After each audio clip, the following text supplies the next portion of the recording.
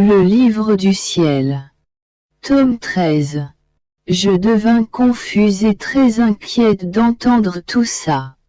Et je ne voulais pas écrire à ce sujet. Me caressant, Jésus me dit. Non, non. Tu le feras, parce que je le veux. Les choses que je t'ai dites feront l'honneur de ma volonté. J'ai voulu moi-même rendre un juste hommage à ma volonté. En fait, je n'ai rien dit en comparaison de ce que j'aurais pu dire. Je n'écris que par obéissance. Autrement, je serais incapable d'écrire un seul mot. C'est uniquement la peur d'attrister mon doux Jésus, si je ne fais pas ce qu'il me demande, qui me donne l'énergie et la force d'écrire. Jésus continue à me parler de sa très sainte volonté. Ma fille, la sainteté dans ma volonté n'est pas encore connue. D'où l'étonnement qu'elle suscite. Car, lorsqu'une chose est connue, la surprise cesse. Les formes de sainteté peuvent être symbolisées par diverses choses de la création. Par exemple, une forme de sainteté pourrait être symbolisée par les montagnes, une autre par les arbres, une autre par les plantes, une autre par une petite fleur, une autre par les étoiles, etc. Ces formes de sainteté possèdent leur beauté individuelle et limitée. Elles ont leur commencement et leur fin. Et elles ne peuvent tout embrasser ni faire du bien à tous, ainsi qu'il en est pour un arbre ou une fleur. Quant à la sainteté dans ma volonté, elle est symbolisée par le soleil. Elle a toujours été et sera toujours. Le soleil a eu un commencement, il est vrai, lors de l'illumination du monde. Mais comme il est issu de mon éternelle lumière, on peut dire en ce sens qu'il n'a pas eu de commencement. Le soleil profite à tous, rejoint tout le monde avec sa lumière et ne fait aucune discrimination. Avec sa majesté et sa suprématie, il exerce sa domination sur tout et donne vie à tout, même à la plus petite fleur. Mais il opère silencieusement, d'une manière presque inaperçue. Oh! Si une plante pouvait accomplir quelque chose dans le genre de ce que fait le soleil, même infime. Par exemple, donner de la chaleur à une autre plante, les gens crieraient au miracle. Tous voudraient la voir et en parleraient avec étonnement. Pourtant, personne ne parle du soleil, lui, qui donne vie et chaleur à tout, qui effectue ce miracle continuellement.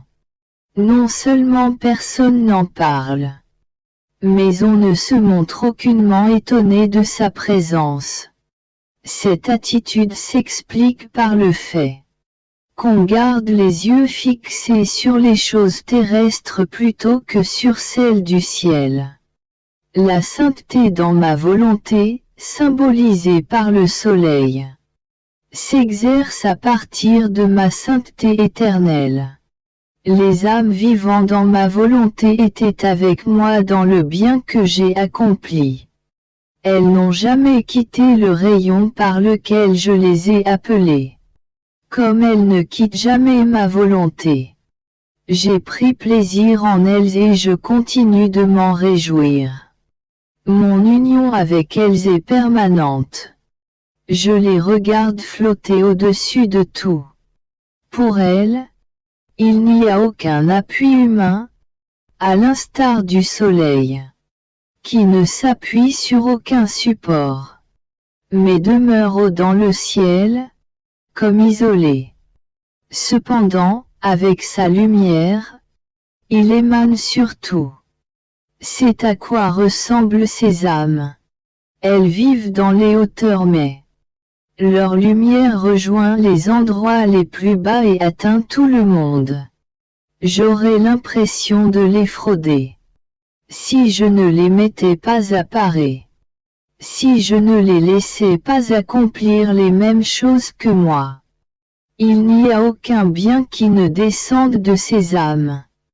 Dans leur sainteté, je vois mes images. Voler sur toute la terre, dans les airs et au ciel. Ainsi, j'aime et je continuerai d'aimer le monde. J'entends l'écho de ma sainteté sur la terre. Et je constate que mes rayons y apparaissent, me donnant une gloire complète ainsi que l'amour que les autres ne m'ont pas accordé. Cependant, comme le soleil, ces âmes sont les moins observées, sinon ignorées. Si elles choisissaient de regarder autour, ma jalousie serait si grande qu'elles couraient le risque d'être aveuglées et seraient forcées de baisser les yeux pour retrouver la vue. Vois-tu comme la sainteté dans ma volonté est belle. C'est la sainteté qui approche le plus celle du Créateur. Elle garde la suprématie sur toutes les autres formes de sainteté, les incluant toutes. Elle est leur vie. Quelle grâce pour toi de savoir cela et d'être la première à briller comme un rayon de soleil émanant du centre de ma sainteté, sans jamais t'en détacher. Je ne pouvais te combler d'une plus grande grâce, ni accomplir en toi un miracle plus prodigieux. Sois prudente, ma fille, mon rayon. À chaque fois que tu entres dans ma volonté et que tu agis, le résultat est semblable à celui du soleil qui darde le verre. Plusieurs soleils y sont formés. Ainsi, autant de fois que tu prodiges ma vie, tu la multiplies et tu donnes une nouvelle vie à mon amour. Plus tard, je réfléchissais. Dans cette sainte volonté, l'on ne voit pas de miracles ou de choses extraordinaires. Ce que pourtant les créatures recherchent et pour lesquelles elles sont prêtes à parcourir la terre. Tout se passe entre l'âme et Dieu. Si les créatures reçoivent quelque bienfait, elles ne savent pas d'où cela provient. Vraiment, c'est comme pour le soleil qui donne vie à tout, personne ne s'y arrête point. Pendant que je pensais à cela, mon Jésus revint et ajouta ce qui suit avec un regard impressionnant. Quel miracle! Quel miracle! Le plus grand miracle n'est-il pas de faire ma volonté? Ma volonté est éternelle et constitue un miracle éternel. Chaque fois que la volonté humaine garde un contact continu avec la divine volonté, c'est un miracle. Ressusciter les morts, donner la vue aux aveugles et autres choses semblables ne sont pas des choses éternelles, elles ont une fin. Vraiment, on ne peut appeler miracle de simples ombres, des choses éphémères, comparativement au grand miracle permanent de la vie dans ma volonté. N'accorde donc pas d'importance à ces miracles. Je sais cependant quand ils sont utiles et nécessaires. Ce matin, mon toujours aimable Jésus s'est montré complètement ligoté, ses mains, ses pieds et sa taille. De son cou pendait une chaîne de fer. Il était si fermement ligoté que sa divine personne ne pouvait absolument pas bouger. Quelle position pénible, assez pour tirer des larmes d'une pierre. Et Jésus, mon plus grand bien, me dit: Ma fille, au cours de ma passion, toutes les souffrances que je subissais rivalisaient les unes avec les autres. Mais, au moins, elles apportaient des changements, l'une supplantant l'autre. Elles étaient comme des sentinelles, veillant à augmenter continuellement mes douleurs. Comme si chacune voulait se vanter d'être pire que les autres. Mais les liens n'ont jamais été retirés de moi. J'ai été conduit au mont Calvaire toujours avec mes liens. En effet, il ne cessait pas d'ajouter cordes et chaînes. Dans la crainte que je m'enfuyais. Aussi pour me ridiculiser davantage. Ces liens ajoutaient à ma douleur, à ma confusion, à mon humiliation et aussi à mes chutes. Sois consciente, cependant, que ces liens cachaient un grand mystère et une grande expiation.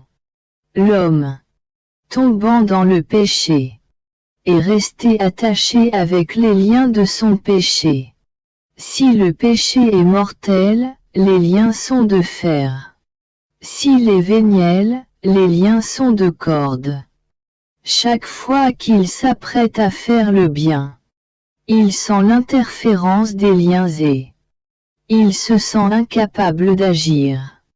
Cette interférence qu'il ressent l'énerve, l'affaiblit et l'entraîne dans de nouvelles chutes.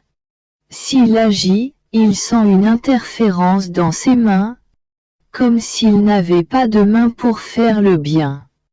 Ses passions, le voyant ainsi attaché, se réjouissent et se disent, la victoire est à nous. De roi qu'il est, elles le font esclave de leurs exigences brutales. Comme l'homme est abominable dans l'état de péché. Dans le but de le libérer de ses chaînes, j'ai choisi d'être lié. Je n'ai jamais voulu être sans chaînes. Afin que ces chaînes soient toujours disponibles. Pour briser celles de l'homme. Et quand les coups et les poussées me faisaient tomber, j'étendais mes mains pour détacher l'homme et le libérer de nouveaux points.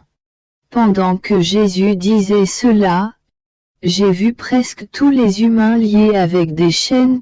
Ils étaient pitoyables à voir. J'ai prié pour que Jésus touche leurs chaînes avec les siennes afin que celles des créatures soient brisées. Je tenais compagnie à Jésus qui agonisait dans le jardin de Gethsémani. Autant qu'il m'était possible. Je sympathisais avec lui et je le serrais contre mon cœur, essayant d'essuyer ses sueurs de sang. Mon aimable Jésus, d'une voix faible et étouffée, me dit, « Ma fille, mon agonie dans le jardin a été pénible, peut-être plus que ma mort sur la croix. Si la croix a été l'accomplissement et le triomphe surtout, c'est ici, dans le jardin, que tout a commencé. Les mots sont plus éprouvants au début qu'à la fin. Dans cette agonie, la souffrance la plus accablante est survenue lorsque tous les péchés des hommes se sont présentés devant moi, l'un après l'autre. Mon humanité les assuma dans toute leur ampleur. Chaque offense portait l'empreinte de la mort d'un Dieu et était armée d'une épée pour me tuer. Du point de vue de ma divinité, le péché m'est apparu extrêmement hideux et horrible. Même plus que la mort elle-même. À la seule pensée de ce que le péché signifie. Je me sentais mourir, et je suis vraiment mort. J'ai crié vers mon Père, mais il se montra implacable. Pas même une seule personne ne m'a aidé pour m'empêcher de mourir. J'ai crié vers toutes les créatures pour qu'elles aient pitié de moi, mais en vain. Mon humanité languissait et j'étais sur le point de recevoir le coup fatal de la mort.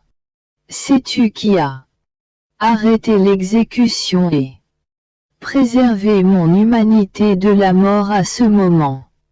La première personne fut mon inséparable mère. J'ai crié à l'aide. Elle accourut vers moi et me supporta. J'ai posé mon bras droit sur elle. Je l'ai regardée au seuil de ma mort et l'ai trouvée. Dans l'immensité de ma volonté et dans l'absence de divergence entre ma volonté et la sienne. Ma volonté est vie. Puisque la volonté de mon Père était inflexible, et que ma mort était causée par les créatures. Ce fut une créature habitée par la vie dans ma volonté qui me donna vie.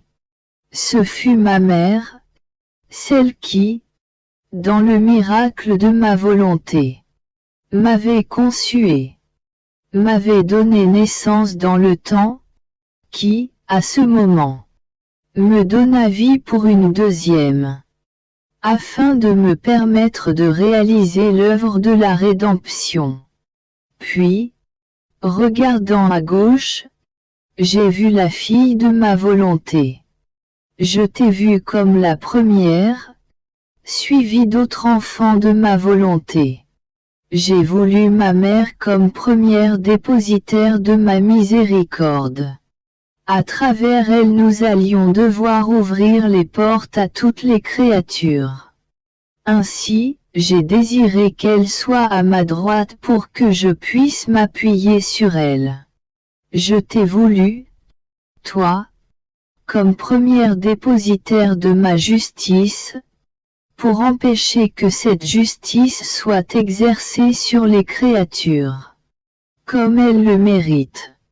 Je t'ai voulu à mon côté gauche, près de moi. Avec ces deux appuis, j'ai senti en moi comme une nouvelle vie. Comme si je n'avais rien souffert. J'ai marché d'un pas résolu à la rencontre de mes ennemis. De toutes les souffrances que j'ai subies durant ma passion, plusieurs étaient capables de me tuer. Ces deux appuis ne m'ont jamais quitté. Quand elles me voyaient sur le point de mourir, alors, avec ma volonté qui était en elles, elles me soutenaient et elles me donnaient des regains de vie. Oh! Les miracles de ma volonté! Qui pourrait jamais les compter et juger leur valeur. Voilà pourquoi j'aime tant les personnes qui vivent dans ma volonté. Je reconnais en elles mon image, mais très noble. J'entends en elles ma propre respiration et ma propre voix. Si je n'aimais pas de telles personnes, je me fourvoierais. Je serais comme un roi, sans héritier, sans la noble suite de sa cour, sans la couronne de ses enfants. Et si je n'avais pas d'héritier, de cour, ni d'enfants, comment pourrais-je me considérer roi? Mon royaume est constitué de ceux qui vivent dans ma volonté. Pour ce royaume, j'ai choisi une mère, une reine, des ministres, une armée et un peuple. Je suis tout à eux et ils sont tout à moi. Point. Pensant à ce que Jésus m'avait dit, je me disais, comment cela peut-il être mis en pratique?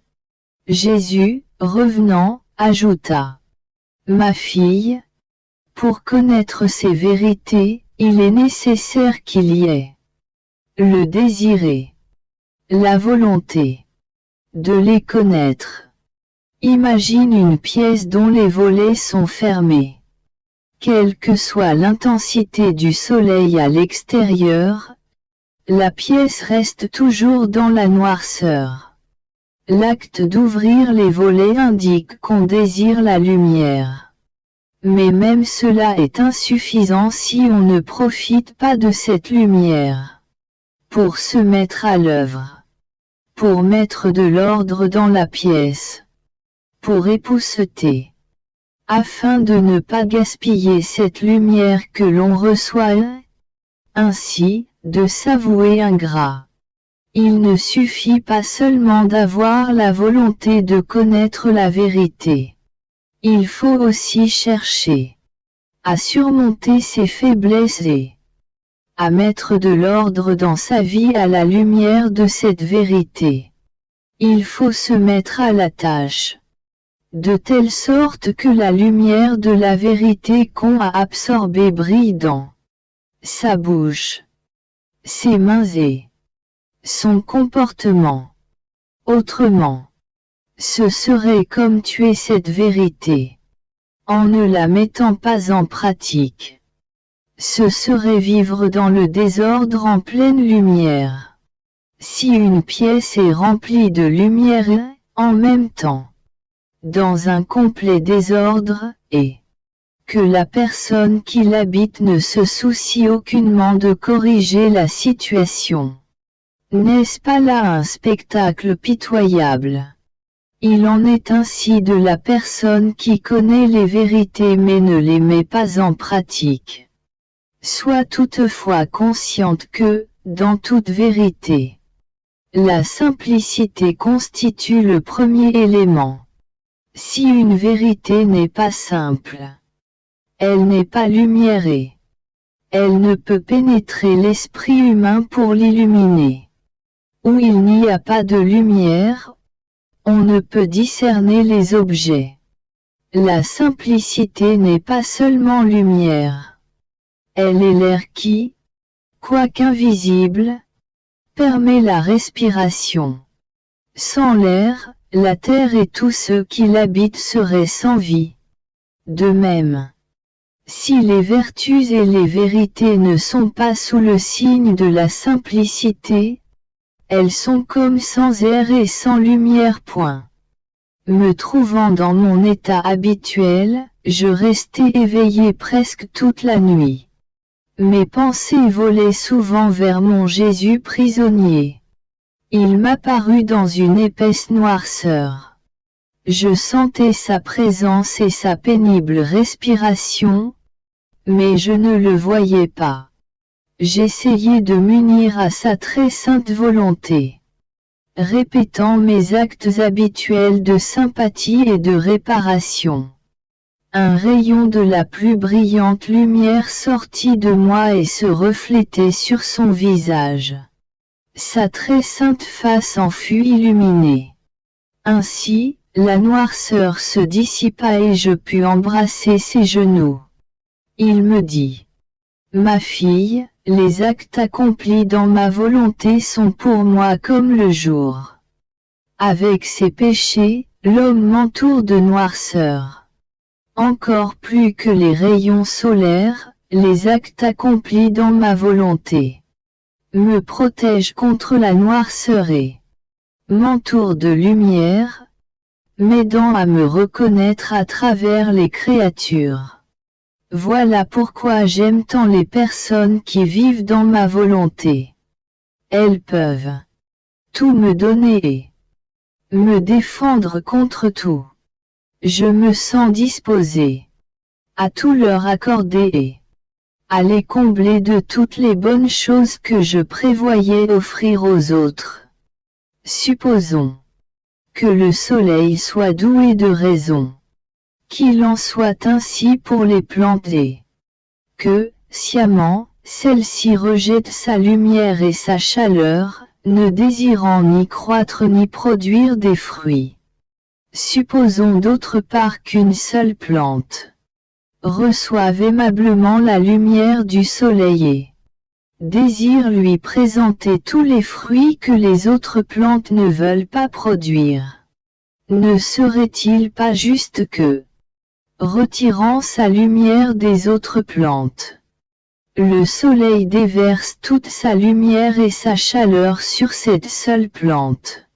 Eh bien, ce qui ne peut pas arriver au soleil parce qu'il n'a pas la raison, peut survenir entre une âme et moi-même.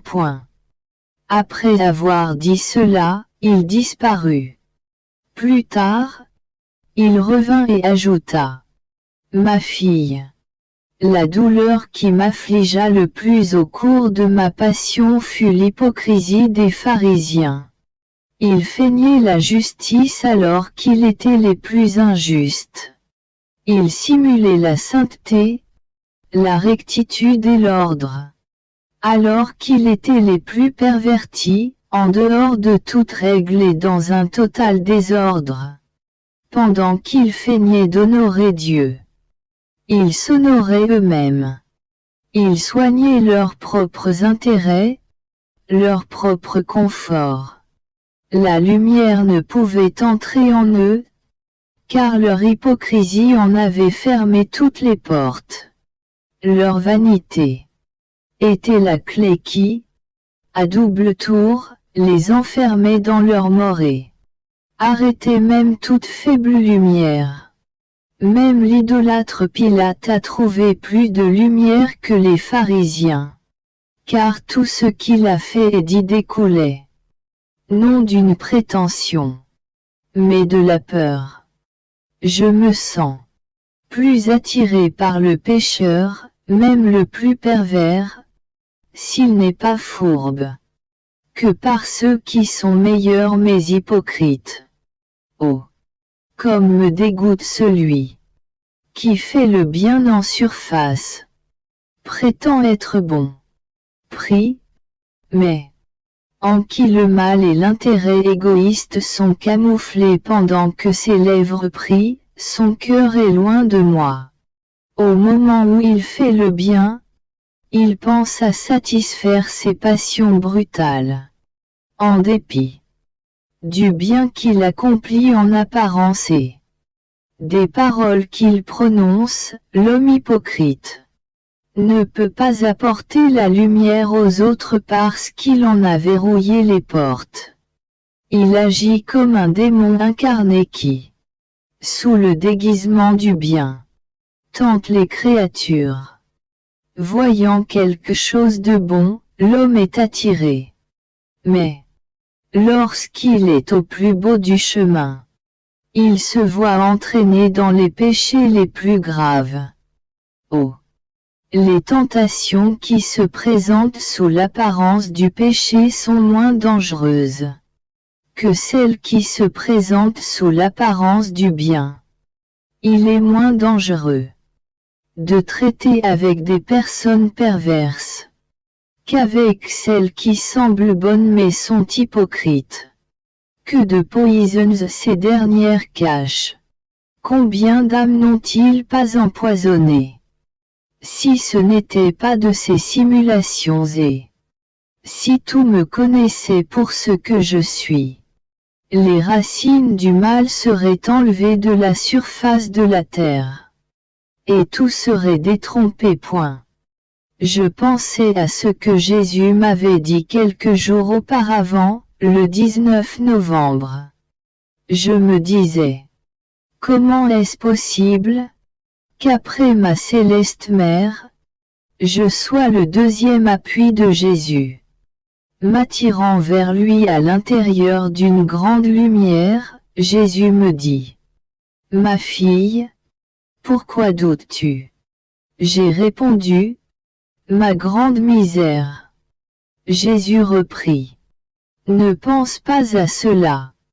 De toute façon, si je ne t'avais pas élu, j'aurais eu à élire quelqu'un d'autre de la famille humaine. S'étant rebellé contre ma volonté, les êtres humains ont bousillé le tribut de gloire et d'honneur que la création devait me rendre. Quelqu'un d'autre de la famille humaine.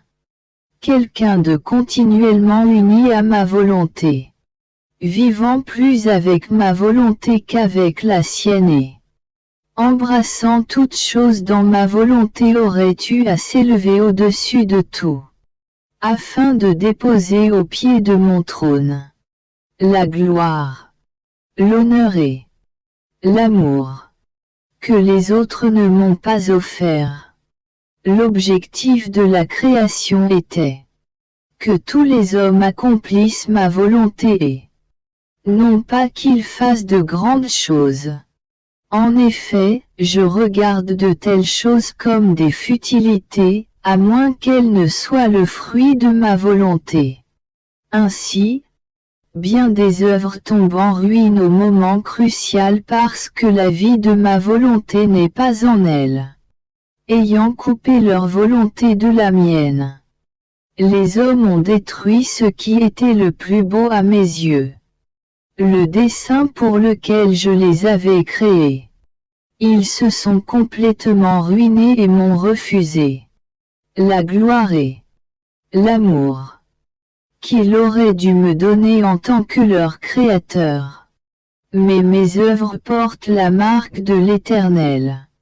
Ma sagesse infinie et mon amour éternel ne pouvaient laisser l'œuvre de la création sans les résultats prévus pour ma gloire. Considère, par exemple, la rédemption. J'ai voulu expier les péchés des hommes à travers beaucoup de souffrances, en ne faisant jamais ma propre volonté, mais toujours celle de mon Père.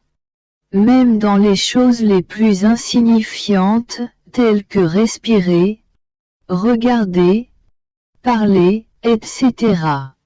Mon humanité ne pouvait bouger, ni avoir la vie, à moins d'être animée par la volonté de mon Père. J'aurais préféré mourir 1000 fois plutôt que de respirer une seule fois hors de sa volonté. De cette manière, j'ai attaché de nouveau la volonté humaine à la volonté divine. Et puisque je suis vrai homme et vrai Dieu, j'ai retourné à mon Père toute la gloire et les droits qui lui étaient dus. Cependant, ma volonté et mon amour ne voulaient pas rester seuls dans mes œuvres. Ils voulaient à mes côtés des images de moi. Mon humanité avait rétabli la création selon les desseins du Créateur. Mais l'objectif de la rédemption était en péril, à cause de l'ingratitude des hommes, dont un grand nombre était en perdition. Aussi, pour assurer que la rédemption m'apporte gloire complète et pour rétablir tous les droits qui m'étaient dus, j'ai choisi une autre créature dans la famille humaine. Ma mère. Fidèle réplique de moi-même, dont la volonté était complètement immergée dans la mienne et en qui j'ai concentré tous les fruits de la rédemption. Et même, si aucune autre créature n'avait profité de la rédemption, ma mère m'aurait, à elle seule, accordé tout ce que les créatures m'auraient refusé. J'en viens maintenant à toi. J'étais vrai Dieu et vrai homme et ma chère mère était innocente et sainte. Notre amour nous a poussés plus loin. Nous voulions une autre créature qui, conçue comme toutes les autres créatures humaines, puisse prendre la troisième place à mes côtés. Je n'étais pas content que seulement moi-même et ma mère soient intégrés à la divine volonté.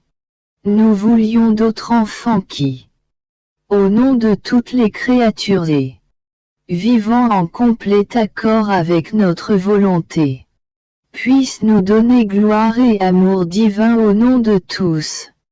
Ainsi, alors qu'il n'existait encore rien ici-bas, je t'ai appelé. De même que je contemplais avec plaisir ma chère mère et je me réjouissais en elle. Je la caressais et déversais en elle par torrents tous les dons de la divinité. Je t'ai contemplé avec plaisir. Je t'ai caressé et les torrents qui se déversaient sur ma mère se sont aussi répandus sur toi, dans la mesure où tu pouvais les recevoir. Ces torrents t'ont préparé, t'ont précédé, t'ont embelli, t'ont donné la grâce. Que ma volonté, et non pas la tienne, s'intègre à la tienne de manière à animer même tes actes les plus infimes. En chacun de tes actes coulait ma vie, ma volonté et tout mon amour. Comme je suis content. Quelle joie cela me donne. Voilà pourquoi je t'appelle le deuxième appui après ma mère. Je ne me suis pas appuyé sur toi car tu n'étais rien et je ne le pouvais pas. Je me suis plutôt appuyé sur ma propre volonté en toi. Ma volonté est vie. Celui qui la possède a la vie et peut porter l'auteur de la vie. De même que j'ai centré le dessein de la création en moi-même et les fruits de la rédemption en ma mère, j'ai centré le dessein de ma gloire en toi, comme si ma volonté était intégrée à tous. Par toi, doivent venir les escadrons de créatures vivant dans ma volonté. Les générations ne passeront pas sans que j'aie atteint cet objectif. Stupéfié, je dis, mon amour, est-ce possible que ta volonté soit intégrale en moi et que, dans toute ma vie, il n'y ait pas eu même une seule séparation entre ta volonté et la mienne. Il semble que tu me taquines. Et, d'un ton encore plus doux, Jésus répondit. Non, je ne te taquine pas, il est réellement vrai qu'il n'y a pas eu cette brisure. Au plus, tu as été blessé quelquefois. Mais mon amour, comme un ciment très fort, a guéri ces blessures et rendu l'intégrité de ma volonté en toi encore plus forte. J'ai surveillé chacun de tes actes. Et j'y ai fait couler ma volonté comme à une place d'honneur. Je savais combien de grâce t'était nécessaire pour que je puisse accomplir en toi le plus grand miracle qui existe au monde. Celui de vivre continuellement dans ma volonté. L'âme doit assimiler tout ce qui lui provient de Dieu, de manière à le lui retourner tel qu'elle l'a assimilé, et ensuite à l'assimiler de nouveau.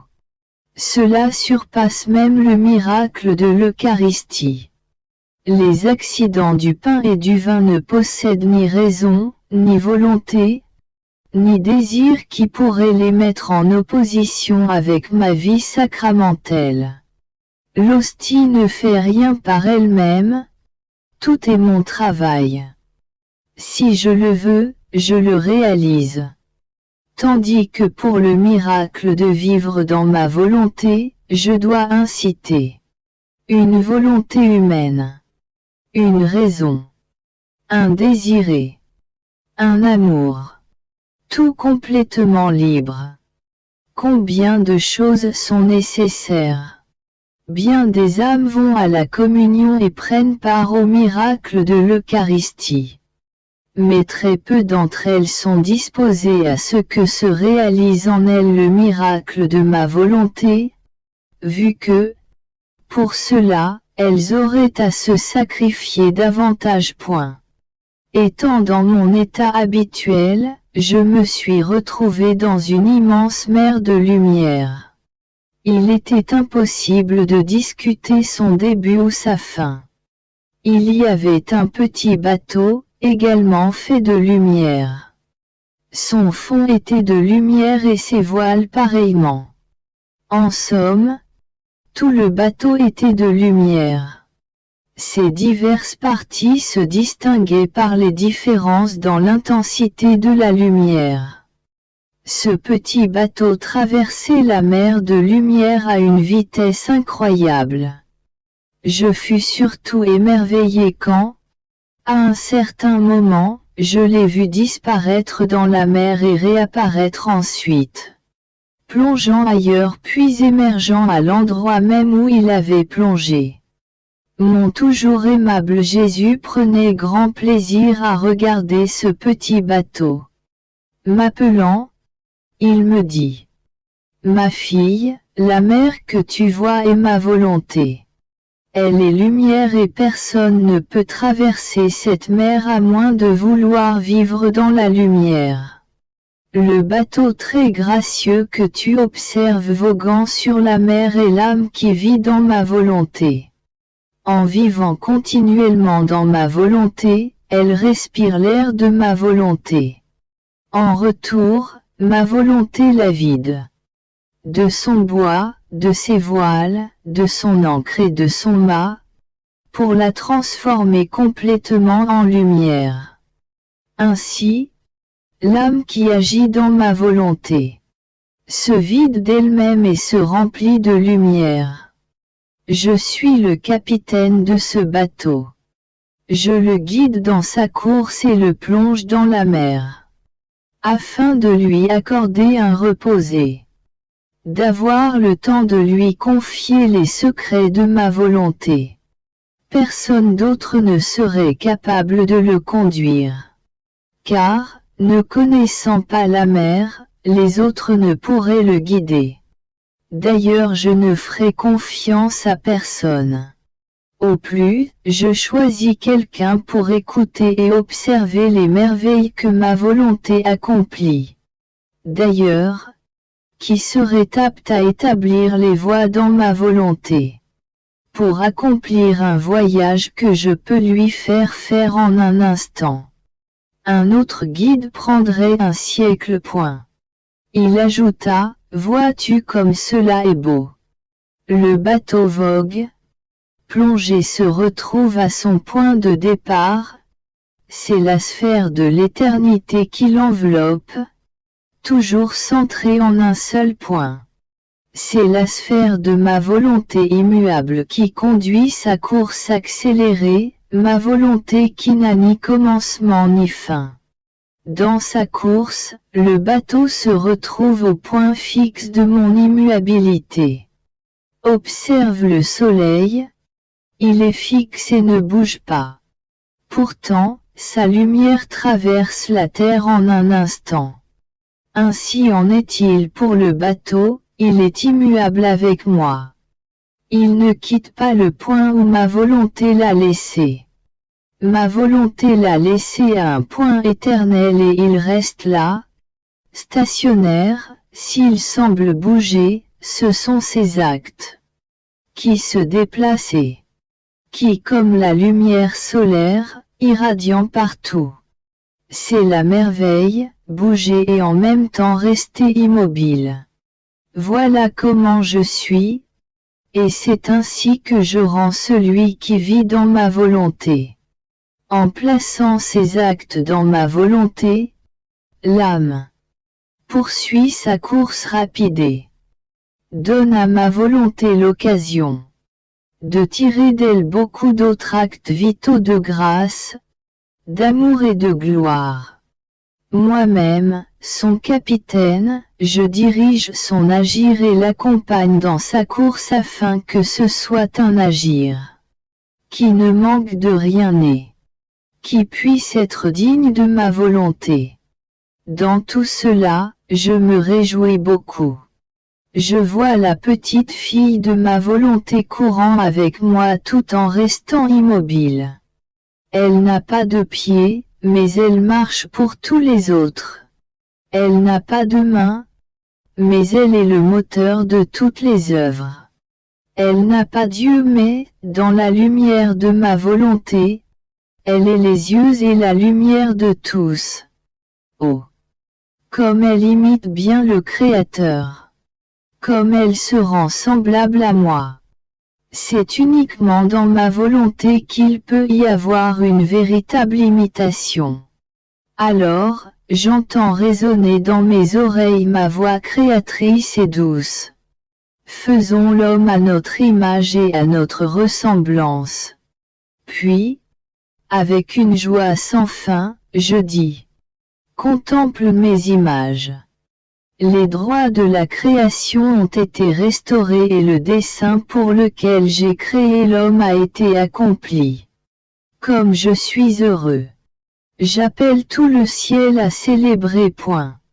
Je me sentais dans le doute et complètement éberlué au sujet de tout ce que Jésus affirme concernant sa divine volonté, et je pensais: est-il possible qu'il ait laissé passer tant de siècles avant de révéler le miracle de sa divine volonté? Est-il possible qu'il n'ait pas élu parmi tant de saints l'un d'entre eux pour introduire cette sainteté toute divine?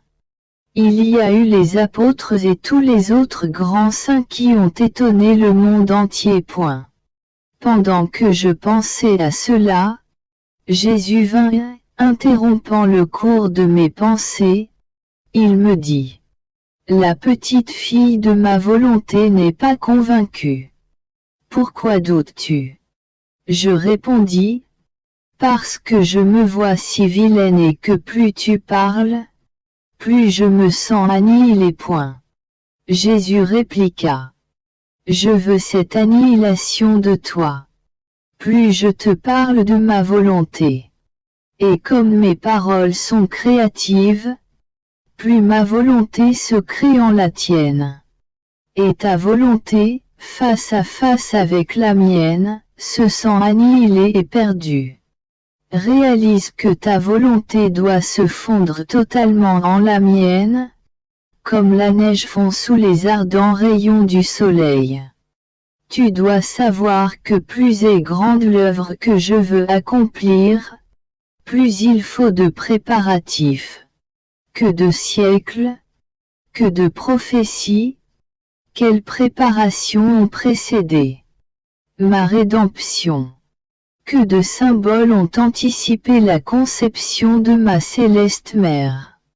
Après l'accomplissement de la rédemption, j'ai dû confirmer l'homme dans les dons de cette rédemption. J'ai choisi les apôtres comme ministres des fruits de la rédemption avec l'aide des sacraments. Ils devaient chercher l'homme tombé et le remettre en sécurité. La rédemption avait pour but de sauver l'homme de la ruine. Comme je te l'ai déjà dit, l'agir de l'âme vivant dans ma volonté est même plus grand que la rédemption elle-même. Pour être sauvé, il suffit de vivre une vie de compromis. Tomber un moment et se relever le moment d'après n'est pas si difficile. Ma rédemption a obtenu cela parce que je voulais à tout prix sauver l'homme. J'en ai donné la responsabilité aux apôtres en tant que dépositaires des fruits de la rédemption. À cette époque, j'ai dû me contenter du moindre, quitte à réserver pour une autre époque l'accomplissement de mes autres desseins.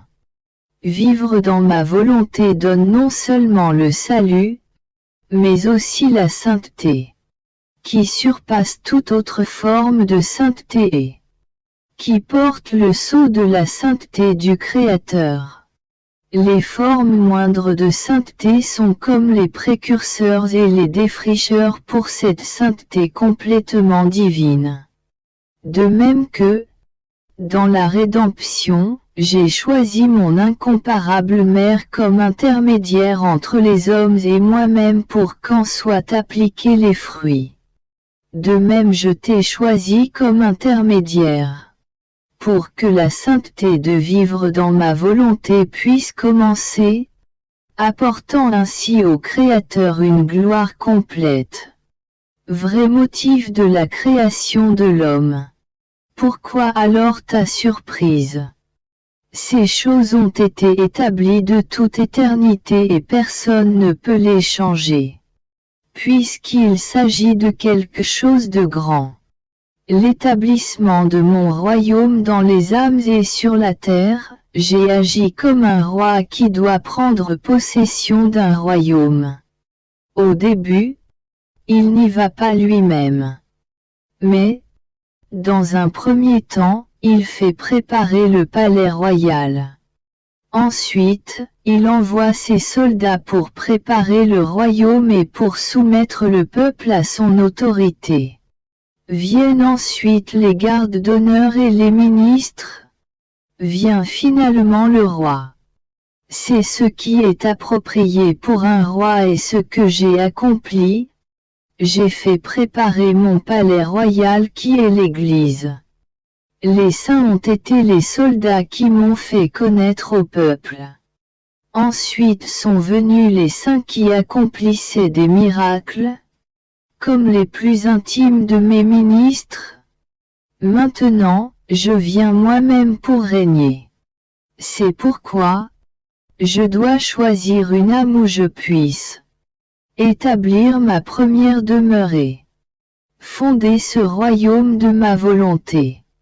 Par conséquent, laisse-moi régner et prête-moi pleine liberté.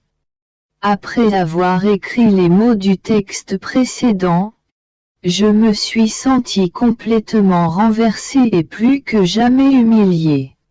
J'ai commencé à prier et mon aimable Jésus vint. Me pressant sur son cœur, il me dit: Fille de ma volonté, pourquoi n'acceptes-tu pas les dons que ton Jésus veut t'offrir? Les refuser est une suprême ingratitude. Imagine un roi entouré de ses fidèles ministres et un pauvre garçon en guenilles qui tient à voir le roi. Il va dans le palais et, se faisant petit, observe le roi en se tenant derrière les ministres. Il se baisse de peur d'être découvert. Le roi se rend compte de sa présence. Alors que le garçon est accroupi derrière les ministres, il l'appelle et l'amène à part. Le petit tremble et rougit, craignant d'être puni. Mais le roi le presse sur son cœur et lui dit: Ne crains pas, je t'ai mis à part pour te dire que je veux t'élever au-dessus de tous les autres. Je veux que tu reçoives des dons plus grands que ceux que j'ai donnés à mes ministres. Je veux que tu ne quittes jamais mon palais. Point. Si le garçon est bon, il acceptera avec amour la proposition du roi et dira à tous combien le roi est magnanime. Il le dira aux ministres, leur demandant de remercier le roi pour lui. Si, au contraire, il est ingrat, il refusera la proposition, en disant: Que veux-tu de moi? Je suis un pauvre petit, pieds nus et en guenilles. Ces cadeaux ne sont pas pour moi. Point. Et il gardera dans son cœur le secret de son ingratitude. N'est-ce pas une ingratitude affreuse? Et que deviendra ce garçon? Il en est ainsi pour toi, parce que tu te vois indigne. Tu voudrais te dispenser de mes dons.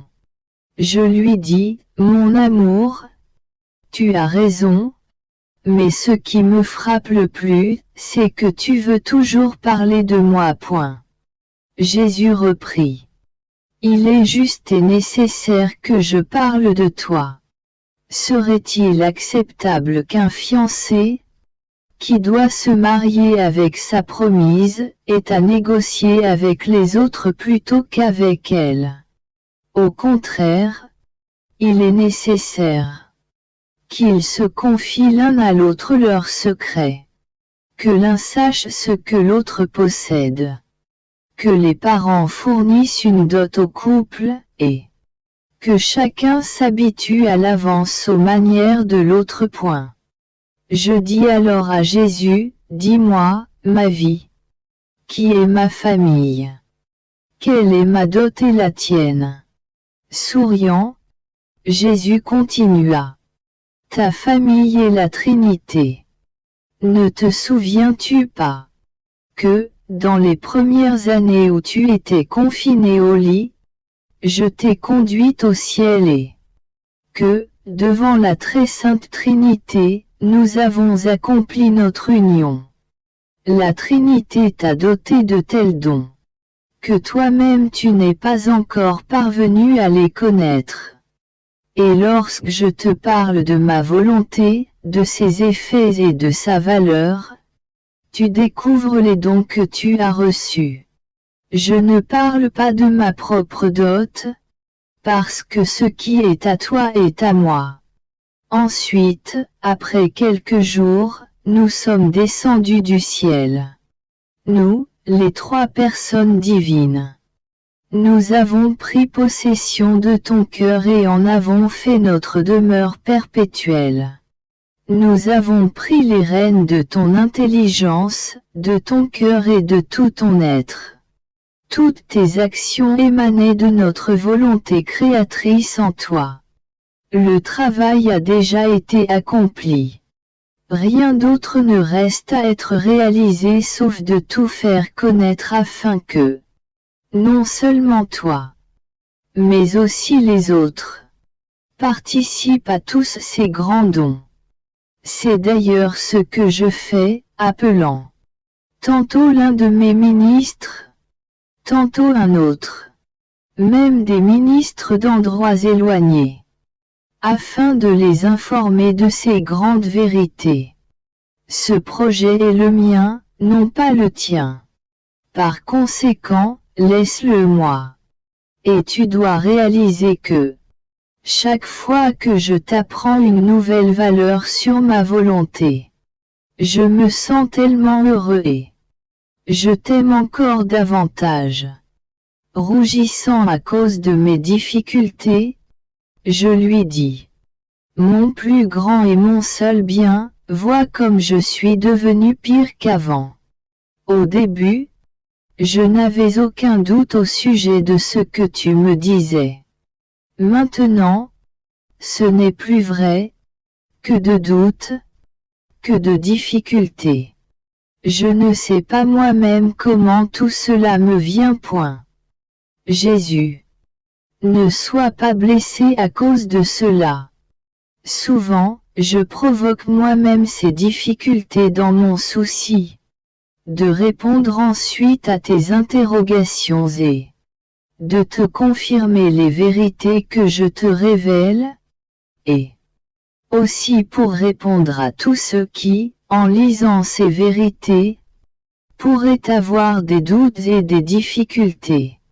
Je réponds à eux tout particulièrement, afin qu'ils puissent y trouver lumière et libérer leur esprit de leurs difficultés.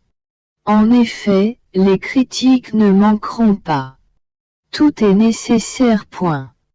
Me trouvant dans mon état habituel, mon toujours aimable Jésus vint et il me dit, ma fille, comme ils sont grands les actes accomplis dans ma volonté. Si tu demandais au soleil, combien de semences as-tu rendues productives aujourd'hui? Combien d'entre elles as-tu multipliées? De toute évidence, ni le soleil, ni aucune créature, quelle que soit leur connaissance, ne pourrait répondre à cette question. Néanmoins, un acte réalisé dans ma volonté réalise beaucoup plus que le soleil en multipliant à l'infini les semences divines. Une nouveauté se produit alors dans le monde spirituel, une musique nouvelle ravit tout le monde. En entendant cette musique, les âmes les mieux disposées deviennent ardentes et d'innombrables retombées surgissent comme autant de semences. Un acte accompli dans ma volonté porte en lui un grand pouvoir créateur rendant les semences incroyablement productives. Il crée les graines et les multiplie à l'infini. Il me donne l'occasion de nouvelles créations, mettant mon pouvoir en action. Il est porteur de vie divine. Point. Me trouvant dans mon état habituel, mon toujours aimable Jésus vint et me dit, ma fille, centre-toi en moi. Tu peux le faire en te fusionnant entièrement en ma volonté. Même ta respiration, les battements de ton cœur et l'air que tu respires, doivent être fusionnés en ma volonté. Ainsi, l'ordre est rétabli entre le Créateur et la créature. La créature revient à ses origines.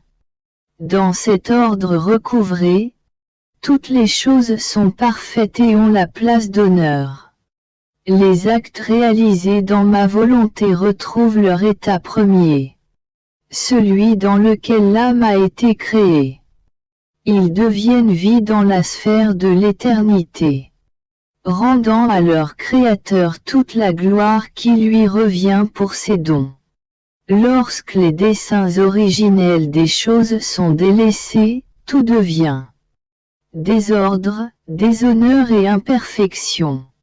Les actes restent plus bas, chacun attendant la dernière heure de la vie, pour subir son jugement et la punition qu'il mérite.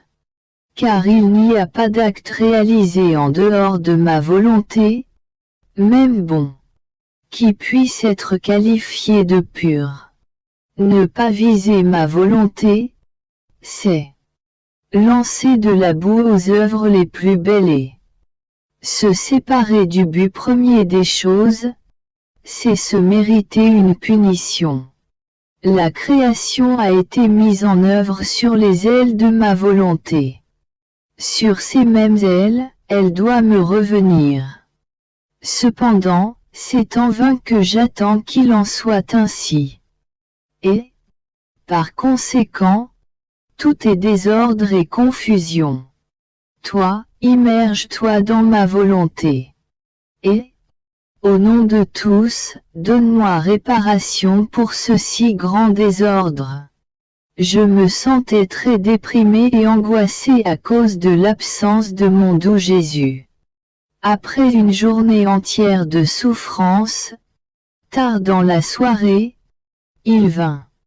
Me serrant avec ses bras autour de mon cou, il me dit: « Ma fille, qu'est-ce qui ne va pas? Je vois en toi une disposition, une ombre, qui te rend différente de moi et qui brise le courant de béatitude qui a presque toujours existé entre toi et moi. Tout est paix en moi. C'est pourquoi je ne peux tolérer en toi une ombre qui pourrait troubler ton âme. La paix est le printemps de l'âme. Dans la paix, les vertus fleurissent, croissent et se réjouissent. Comme les plantes et les fleurs sous la chaleur des rayons printaniers du soleil, disposant la nature à produire ses fruits. Si ce n'était pas du printemps qui, par ses sourires enchanteurs, réveille les plantes de la torpeur de l'hiver et habille la terre d'un manteau de fleurs, la terre serait horrible et les plantes n'inspireraient que la lassitude. Par son doux enchantement, le printemps invite à la contemplation. À l'instar du printemps, la paix et le sourire divin sortant l'âme de sa torpeur. Comme dans un printemps céleste, elle délivre l'âme de la froideur des passions, des faiblesses, des inconstances, etc. Elle fait s'épanouir toutes les fleurs et croître toutes les plantes, formant ainsi un jardin verdoyant, où le Père céleste se réjouit de marcher et de cueillir les fruits dont il s'alimente. L'âme en paix est pour moi un jardin dans lequel j'aime me recréer et m'amuser. La paix est lumière, irradiant tout ce que l'âme pense, dit et fait. L'ennemi ne peut s'approcher de l'âme en paix parce qu'il se sent agressé par sa lumière. Blessé et étourdi, il est forcé de fuir pour éviter la cécité. La paix est domination, non seulement sur soi-même, mais sur les autres. En présence d'une âme paisible, les autres sont ou conquises, ou confuses et humiliées. Ou bien elle se laisse dominer, restant amie avec l'âme possédant la paix, ou bien elle parte, confuse, incapable de